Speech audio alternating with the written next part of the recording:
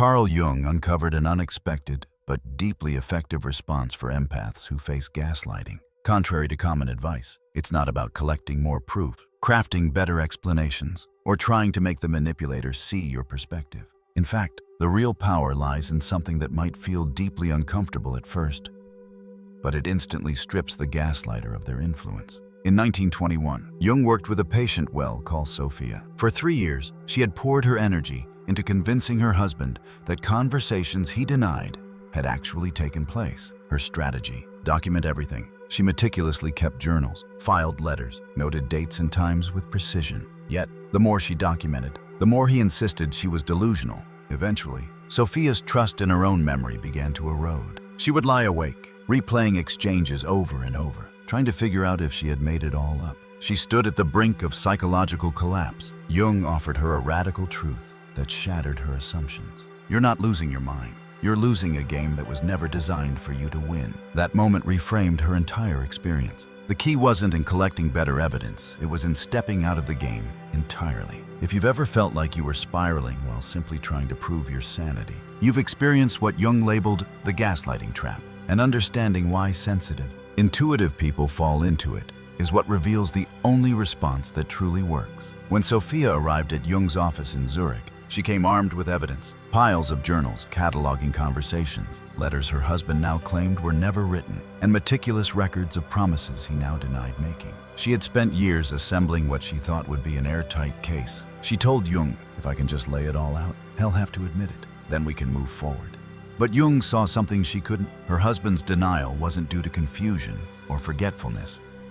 It was deliberate. Denying reality gave him control. And every time Sophia tried to prove what had happened, she unwittingly handed him that control again. This is the core of the gaslighting trap. When your strength, your empathy, your desire for truth and connection becomes your vulnerability. Empaths are naturally wired to seek understanding, to value authenticity, and to believe that deeper awareness can heal conflict. But manipulators are masters at turning those beautiful instincts against you. Here's the truth Jung understood long before most psychologists did. The gaslighter isn't confused. They are strategic. The person distorting reality doesn't misunderstand what happened. They benefit from making you question what happened. When you gather evidence, you're operating under the illusion that this is a fair disagreement, one that can be resolved through logic or proof. But gaslighting isn't about disagreement. It's not about facts. It's about control. It's a deliberate manipulation meant to make you question your own mind. Modern neuroscience confirms how damaging this is. Dr. Bessel van der Kolk's research into trauma shows how reality distortion leads to what he calls cognitive dissonance overload. Your brain holds two conflicting realities: what you experienced and what someone you care about insists you experienced. And your mind, desperate for harmony, must choose: trust your own perception or trust the relationship. For many empaths, especially those conditioned in childhood to prioritize others' emotions over their own, the brain often chooses the relationship. This self-abandonment results in what Jung described as a split in consciousness. One part of you knows exactly what happened. Another part desperately wants to believe their version, so the relationship can survive. This inner fracture is what makes you feel like you're going insane, because in a very real way, you are being pulled into psychological fragmentation. Trauma bonding studies reveal that when someone alternates between invalidating your reality and showing affection, it activates the same neural regions as physical abuse. It becomes addictive. Your brain tries to resolve the chaos by giving in to their version of events, just for the relief of temporary emotional stability. Sophia lived in this loop for 3 years. Her husband would deny a conversation. She'd point to her journal. He'd respond, "You only wrote that down because you're paranoid." She'd try to defend herself, and he'd say, "You're getting defensive again. That proves you're unstable." Every attempt she made to confirm her sanity became evidence of her so-called instability. Every piece of documented truth became ammunition in his narrative that she was obsessive and unwell. The game was always rigged. Jung realized the only way she could win was to stop playing altogether. If you've ever found yourself scrambling to defend your reality to someone who continuously denies it, you've likely fallen into this same trap. And here's why that matters. Understanding why the traditional empath responses, proof, explanation, and self-doubt don't work is the first step in breaking free. Jung noticed that empaths typically cycle through 3 main responses when facing reality distortion. Each feels logical, even necessary, yet each ends up making the situation worse. First, the evidence trap. Sophia filled shelves with journals, letters, and meticulous notes. She believed that if she could just show him everything, he'd have no choice but to face the truth. Jung asked her, "And when you've shown him this before, what happened?" Sophia's face dropped. "He said I was obsessed, that keeping records proved I was paranoid, that normal people don't document everything their spouse says." In other words, the very evidence she gathered to prove she was sane became his proof that she was not. This is the essence of the first trap, believing that more evidence will finally bring acknowledgement. But people invested in denial don't reject reality because they lack facts. They reject it because denial serves their agenda. Another one of Jung's patients had secretly recorded her partner's gaslighting. She played the audio for him, thinking he'd have no choice but to admit his manipulation. Instead, he accused her of editing the recordings, of trying to frame him. "This is psychotic," he told her. The undeniable evidence became ammunition against her. It's the same strategy manipulators use again and again. Deny, attack, and reverse roles. Dr. Jennifer Fried's research on betrayal trauma outlines this exact pattern. When confronted with truth, a manipulator will deny the facts, attack the credibility or motives of the person presenting them, flip the script, portraying themselves as the true victim. Sophia experienced this formula repeatedly. She'd present a journal entry. He'd deny the event. She'd insist. He'd respond, "You're harassing me with your paranoia." Then he'd flip at him, "The one who's suffering here. I walk on eggshells around your instability." Empaths often believe that documentation ensures accountability, but in the hands of a manipulator, documentation gets recast as harassment. Every note, every screenshot, every saved message becomes proof of your control issues or mental instability. You gather more, they deny harder, you exhaust yourself trying to show the truth, and they escalate their distortion. The cycle continues until you either collapse from emotional fatigue or start doubting your own reality. When the evidence didn't work, Sophia tried another route, explaining if she could just find the right words, maybe then he'd understand. She tried different tones, different metaphors, emotional appeals, logical breakdowns, hundreds, maybe thousands, of attempts, but not once did he say, "You're right, I see it now." Instead, he would nod thoughtfully and say, "I hear you, but you're remembering it wrong." Or worse, "Your feelings don't change the facts." He used the language of therapy validation words with invalidating intent. "I can't support a delusion, no matter how much I love you." His compassion was just another mask. This is what researchers call weaponized empathy language. It sounds caring, but its function is to deepen your doubt. It reinforces the idea that you're the one who's confused, even while they're actively distorting the truth. Explaining becomes a second trap. Your brain burns itself out, trying to resolve the dissonance. You stay stuck, hoping the right phrase will bridge the gap, but there is no bridge, because they're not looking for truth. They're invested in control. Sophia would explain until she had no energy left. The next day, they'd be back to square one. He'd deny a new event, should try again. The cycle consumed her life. This cycle of endless explaining serves three purposes for the manipulator. It wears you down. The more you talk, the more exhausted you become. The less energy you have to act on what you already know. It keeps you emotionally hooked. You're focused on fixing things instead of protecting yourself. It stalls action. So long as you're explaining, you're not making decisions or setting boundaries. It's a trap disguised as communication. One woman once wrote during the lowest point in her relationship, "Maybe I really am crazy. Maybe everything I think is happening is just in my head." That woman was Zelda Fitzgerald. Her husband, the famous novelist F. Scott Fitzgerald, was emotionally manipulative, an alcoholic, and chronically unfaithful. When Zelda confronted him, he dismissed her concerns as jealousy or hysteria. Eventually, he had her institutionalized multiple times. Meanwhile, his own behavior remained unchecked. Zelda began to doubt her own mind. Her journals reveal a woman spiraling inward, unsure if her thoughts, feelings, and memories were real or products of madness. Jung recognized this as the third and final trap, the self-doubt spiral. It's not just that you question what happened. You begin to question your entire ability to know what's real. Sophia, like Zelda, began to internalize the gaslighting. Maybe I am too sensitive. Maybe I do misremember. He seems so sure. What if he's right? This isn't just painful. It's psychologically destabilizing. It breaks the essential connection between you and your perception of the world. Jung called this a form of dissociation, the disconnection from your own experience. Sophia's internal voice became faint. She'd witnessed something, then instantly questioned whether she saw it correctly. Did I overreact? Was I too emotional?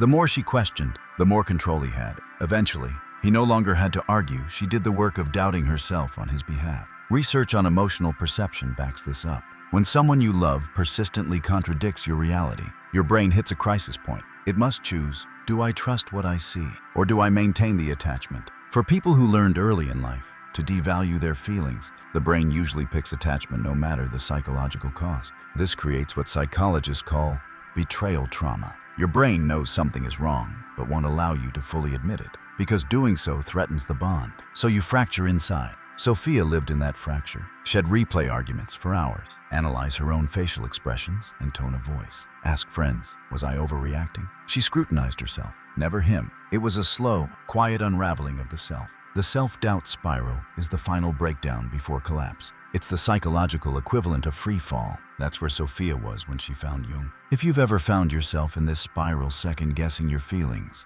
your memories, your very sanity, you're not alone. Jung knew that the root of healing wasn't more explaining or more evidence. It was the exact opposite. In their third session, Jung offered Sophia a radical instruction. Stop trying to convince him. Stop gathering evidence. Stop explaining. In fact, stop discussing reality with him altogether. Sophia was stunned. But if I don't defend myself, she protested. He wins. He gets to decide what's real. Jung shook his head gently. He already decides what's real for himself. The question is, are you going to let him decide what's real for you? This became the foundation of Sophia's healing and the most powerful empath response to gaslighting. It's not about running away. It's not about giving up. It's about refusing to participate in a rigged debate. Jung called it strategic withdrawal from the reality negotiation. Manipulators need your participation. That's how they sustain the game. Every defense you offer, every explanation you give, keeps the game alive. But once you stop engaging you stop debating your reality, they lose their grip. Jung guided Sophia through 4 key elements of this approach. First, he taught her to journal differently, no longer to prove anything to her husband, but to validate herself. She was to write what happened, not as courtroom evidence, but as a private affirmation. This is what I saw. This is what I felt. This is what I know. The journal shifted from external validation to internal grounding. Second, whenever her husband denied an event or conversation, instead of countering with "Here the journal, here's the date," Sophia simply said, "I know what I experienced. I'm not discussing this further." And then silence. He'd push back. "You're making things up again." She'd repeat, "I know what I experienced." No explanations, no defense, just a calm assertion and the end of the conversation. This felt almost unbearable at first. Every part of her wanted to prove herself, to win. But Jung had warned her. The debate is the trap. By defending, you accept the premise that your reality is up for discussion. It's not. Refusing to debate is not aggression. It's not even defense. It's sovereignty. It's choosing not to outsource your reality to someone else's approval. Sophia started to use specific phrases Jung gave her. "You're entitled to your belief. I know what happened. This conversation is over. I'm not discussing this further." And then actual silence. No explaining why she was done talking. No justification. Just a clean emotional exit. Her husband escalated, as manipulators always do. "This is insane. You're just walking away." She'd calmly respond, "Yes, I don't need to discuss this." By the 4th month, something shifted. Sophia stopped waiting for him to validate her version of events. She stopped needing him to say, "You're right." Instead, she began acting on what she already knew to be true. Without his permission, without his agreement, without his confession, she moved into a separate bedroom. She opened her own bank account. She declined to attend social events with him. She started mapping out an exit strategy, not out of spite, but out of clarity. Her husband, predictably, was shocked. "You can't just do this without talking to me." Sophia responded simply, "I'm not asking for your permission. I'm informing you of my decision." This felt cruel to her at first, but Jung reminded her, actions speak when words fail. Sophia wasn't abandoning communication. She was shifting from explanation to action. The final element in Jung's method was perhaps the hardest, accepting that he may never admit the truth. That was his right. He could live in denial forever, but his denial didn't obligate her to doubt herself. She could know what she knew even while he rejected it. That meant accepting that the relationship might not survive honesty, but it also meant reclaiming her peace. This is why the response is so powerful. It removes the fuel. Manipulators depend on your attempts to explain, to prove, to justify. Remove those, and the dynamic begins to collapse. You're not fighting back. You're not winning the argument. You're just stepping off the battlefield completely, letting them throw punches into the air. Sophia's husband, like many manipulators, began to escalate further. Jung had warned her this would happen. Escalation is not a sign of failure. It's a sign of progress. It means their control is slipping. In month 2, Sophia stopped explaining altogether. Her husband accused her of being cold, withdrawn, emotionally abusive. He said her silence was manipulative. He told others she was acting strange, that he feared for her mental health. These others are what psychologists call flying monkeys, people the manipulator recruits to pressure you back into the game. By month 3, mutual friends were calling Sophia. Has really worried. Maybe you should talk to him. She calmly replied, I've been talking for 3 years. I'm done explaining. But he says you refuse to communicate. I refuse to debate my reality. That's different. Some friends understood, others sided with her husband. Jung had prepared her for this. 2. Every person who disappears because you stopped doubting yourself is someone who needed you doubtful. Let them go. And she did. By month 4, she was making clear, grounded decisions, not based on gaslighted confusion, but on inner certainty. As Sophia continued down this new path of quiet clarity, her husband's tactics became more desperate. Month 5 brought with it a flurry of wild accusations. You're cheating on me. You're turning everyone against me. You're stealing from me. The claims grew more erratic, more inflammatory, classic behavior from a manipulator losing their grip. But Sophia stayed grounded. Jung had explained to her, escalation is evidence of your success. Manipulators only increase their tactics when the old ones stop working. Each wild accusation was proof she had reclaimed power. By month 6, Sophia no longer looked for moments of validation. She no longer needed to hear, you were right. She understood that the truth didn't need his endorsement. So, she left, not in confusion, not in emotional chaos, not wondering if she had done enough. She left in clarity. I saw what I saw. I know what I know. His denial doesn't change that. Jung helped her identify the 5 stages manipulators typically move through when someone stops playing their game. Confusion. Why aren't you defending yourself? Escalation. Here come the accusations. The manipulation. The flying monkeys. Rage. How dare you ignore me? You're cruel. You're the abuser. Bargaining. Let's talk. Can we just be reasonable? Smear campaign. Let me tell everyone how unstable you are.